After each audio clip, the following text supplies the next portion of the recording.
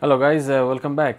Hugo বসের একটা perfume নিয়ে আজকে কথা বলবো। সেটা হচ্ছে হিউগো বস জাস্ট ডিফারেন্ট। পারফিউমটার বটল হচ্ছে পিওর ব্ল্যাক এবং দেখতেও জাস্ট ডিফারেন্ট। কিছুই লেখা নাই, জাস্ট হিউগো লেখা।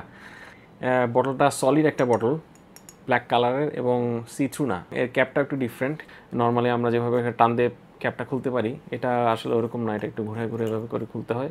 ক্যাপটা এভাবে থাকে, আপনি এটাকে স্প্রে করে আবার লাগিয়ে দেবেন।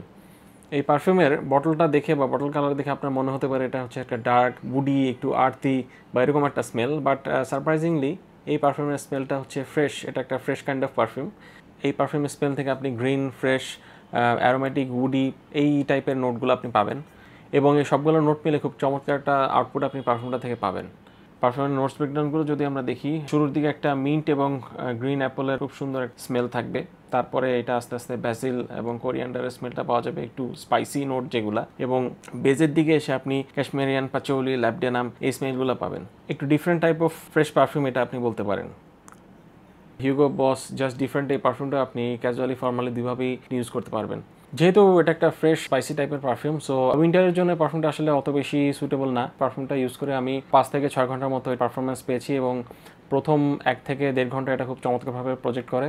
তারপর এটা আস্তে আস্তে স্কিন সেন্ট হয়ে যায়।